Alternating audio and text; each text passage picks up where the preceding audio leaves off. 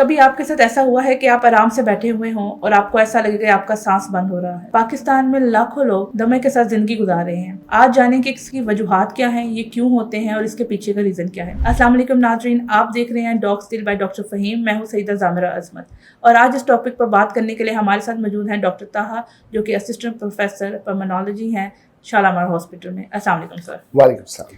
سر, سب سے بیسک سوال, استھما یعنی کہ دمہ ہوتا کیا ہے؟ جی, سانس کی نالیوں کی سوزش اور اس کی وجہ سے سکڑ جانے کو دمہ کہتے ہیں, اور it's a reversible dish order, اور اٹ اکرز ان ایپیسوڈس. ٹھیک ہے. In between the episodes patient remain اسمپٹومیٹک. ٹھیک ہے. یعنی جب ایپیسوڈ نہیں ہے تو پیشنٹ کہے گا کہ میں بالکل ٹھیک ہوں, جیسے مجھے کچھ نہیں ہے. لیکن جب ایپیسوڈ چل رہا ہوگا تو پیشنٹ کو لگے گا کہ میری تو زندگی مشکل میں آ گئی, سانس گھٹ رہا ہے, سانس میں سیٹیوں کی آوازیں آ رہی ہیں, تو وہ کیونکہ ایئر وے سکڑ جاتا ہے, سانس کی نالیاں سکڑ جاتی ہیں. سر, ہمارے معاشرے میں خاص طور پہ پاکستان میں اگر آپ بات کریں نا, تو یہ جو استھمیٹک پرابلم ہے لوگوں کو, یہ دن بدن بڑھتی جا رہی ہے. اس کے پیچھے کیا ریزن ہے؟ جی, سب سے بڑی تو انوائرمنٹل الرجنس ہیں جو کہ دن بدن بڑھتے جا رہے ہیں. اس میں اب اسموگ نے اضافہ کر دیا ہے, اور باقی جو ہمارے وہیکلز اور یہ جو سارے فیکٹریز وغیرہ ہیں, یہ سارا کچھ ملا کر, پہلے تو آج سے کچھ عرصہ پہلے لائک 25 ایئرس پہلے صرف ایک ورڈ یوز ہوتا تھا, پولن الرجی. ٹھیک ہے, اب تو پولن تو بہت پیچھے رہ گیا. اب تو ایسے ایسے الرجنس ہیں کہ آپ آئیڈینٹیفائی کرنا مشکل ہوگا. اور اس کے ساتھ ساتھ پھر ہمارا excessive use of junk food, it's one of the reason. Anything which contain artificial ingredients, preservatives can cause. سر, ایک عام انسان ہے جس سے پہلے کبھی استھما کا اٹیک نہیں ہوا, اب کیا جو ہے وہ سمٹمز ہو سکتے ہیں ایک استھمیٹک پیشنٹ میں یا اس کے اٹیک میں؟ جی, جو سب سے امپورٹنٹ سمٹم ہے وہ سانس کا چڑھنا ہے, سانس میں سیٹیوں کی آوازیں آنا, اور چھاتی میں دباؤ فیل ہونا, اور کھانسی آنا. تو جو سانس میں سیٹیوں کی آواز ہے بڑا کارڈینل فیچر ہے. اس پہ پھر فوراً سمجھ جانا چاہیے کہ یہ استھما یا دمہ کا کاز ہو سکتا ہے. سر, میری ایک فرینڈ ہے, اگر ہم اس کے پاس اگر پرفیوم لگا کے گئے ہیں تو وہ ایک دم سے جو ہے وہ ایشو بنا لیتی ہے کہ, اور اس کا جو ہے بالکل سانس اکھڑنے لگ جاتا ہے.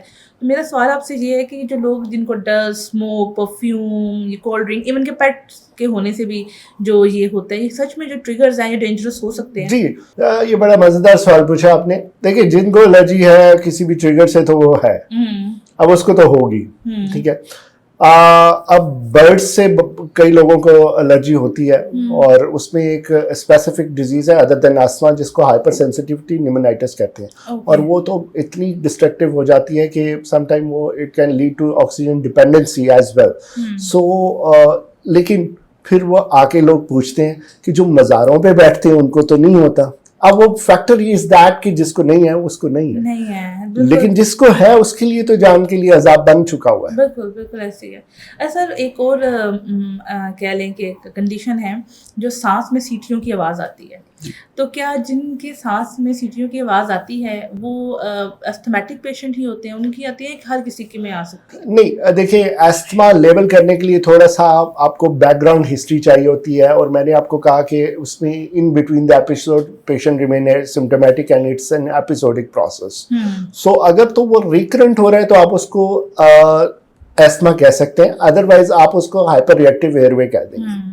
ٹھیک ہے, یا آپ اس کو ایکیوٹ برونکائٹس یا کچھ اور بھی اس طرح سے لیبل کر سکتے ہیں. بٹ اس کے لیے ریکرنٹ مطلب سمٹمس ہونا اور اس میں ریکرنٹ برسننگ ہونا وہ ایک کارڈینل فیچر ہوگا, رادر دین کہ اگر ایک بار کی ویز کے ساتھ آیا تو اس کو آپ استھما اسٹریٹ اوے لیبل نہیں کر سکتے. سر, یہ جو لوگ استھمیٹک ہوتے ہیں اور انہیلر یوز کرتے ہیں, تو یہ انہیلر کب سے ہمیں یوز کرنا چاہیے, یا ہم جو استھمیٹک پیشنٹ ہیں, اور یہ بھی بتا دیں کہ اس کو یوز کرنے سے لوگ اتنا ڈرتے کیوں ہیں؟ دیکھیں, لوگ اس لیے ڈرتے ہیں کہ ان کو ہوتا ہے کہ وہ لگ جائے گا.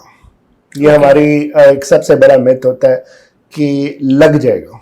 اب میں اس کا ایک جواب دیتا ہوں کہ آپ روٹی کیوں کھاتے ہیں, روٹی بھی تو آپ کو لگ گئی ہے. بالکل. ٹھیک ہے, کیوں؟ کیونکہ وہ آپ کی ضرورت ہے.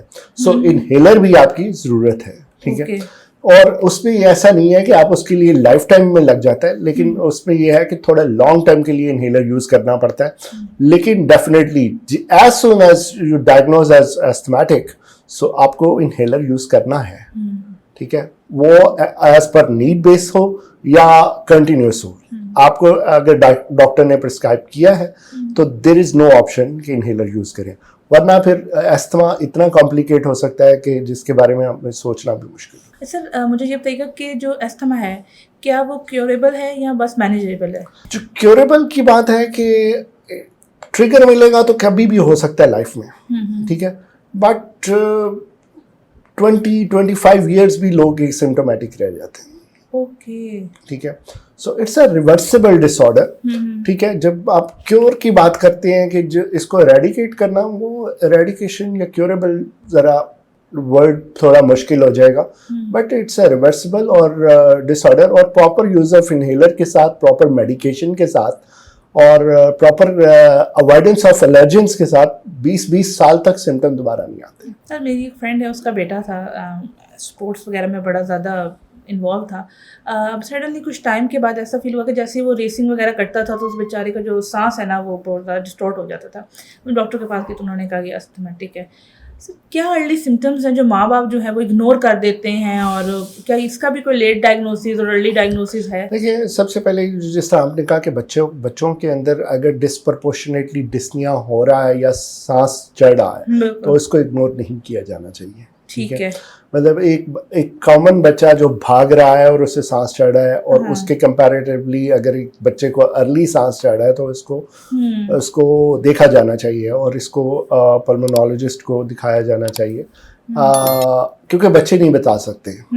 بچے چھوٹے عمر میں ایگزیکٹلی اپنا وہ نہیں بتا سکتے کہ جی میرے ساتھ کیا مسئلہ ہے, لیکن سم ٹائم بچوں کی ویزنگ کی آوازیں آنا شروع بھی ہو جاتی ہیں. ٹھیک ہے, تو اس طرح کی چیزوں کو اگنور کرنا میرا نہیں خیال ہے کہ سوٹیبل ہے. سر کیا پریونشنس جو ہیں وہ لوگ لے سکتے ہیں, جس طرح کہ آپ کو پتہ ہے ہمارے پولوشن کا جو آج کل حالات ہیں پاکستان میں, کیا کرنا چاہیے عام لوگوں کو تاکہ وہ کسی قسم کی بھی جو ہماری بیماریاں ہیں ان سے بچ سکیں؟ جی, بیسیکلی دیکھیں, اوائڈنس آف الرجن ایک امپورٹنٹ چیز ہے. ٹھیک ہے, اب جو الرجنز جتنے بھی ہیں, اور مطلب جس طرح فوڈ کی الرجیز ہیں, اس میں اوائڈنس آف فوڈ الرجنس اور ماسک کا یوز, جو کہ ہمارے لوگ میرا خیال ہے کہ انہیلر سے بھی زیادہ ریزسٹ کر رہے ہوتے ہیں. اور سب سے بڑا میتھ اس میں کہ جی ہمارا سانس گھٹتا ہے, لوگ یہ آ کے کہتے ہیں کہ جی ہمارا سانس گھٹتا ہے, حالانکہ اس سے سانس بہتر آتا ہے. ہاں, یہ تو سوال ہے کہ سر سانس تو گھٹتا ہے پر اس سے بہتر آتا ہے, لیکن اس سے بہتر آتا ہے. تو اسپیسیفک قسم کا ماسک ہے جو انسان یوز کرے تو ایزی ہے, یا جو نارمل ہمارے پاس نہیں, کنونشنل جو فیس ماسک ہے جس کو سرجیکل فیس ماسک کہتے ہیں وہ آپ یوز کر سکتے ہیں.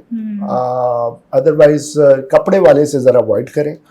ٹھیک ہے, اور باقی KN95 N95 میں کامن یوز کے لیے نہیں ایڈوائز کروں گا, لیکن یہ ہے کہ اسموک کے دنوں میں یا جس طرح AQI ہمارا کافی زیادہ بڑھ جاتا ہے تو اس وقت میں وہ یوز کیا جا سکتا ہے. سر میری اب جو فرینڈ سرکل ہیں وہ تو کہہ لیں کہ آرڈرس پہ بنواتی ہیں کپڑے کے ماسک, تو کیا وجہ ہے کہ ہم جو ہے وہ کلوتھ ماسک یوز نہ کریں ڈفرینٹ جو لوگ. لیکن وہ پھر ہم نے پاکستانی ہونا بھی تو پاکستانی کی ایک نیچر ہے کہ وہ انوینشن اپنی خود سے ایجادات کرتے رہتے ہیں, لیکن کنونشنلی آپ کو جو فیس ماسک ہے وہ سرجیکل ماسک آئیڈیل ہے, جو کامنلی یوز ہوتا ہے, جو کہ 5-10 روپے کا آتا ہے.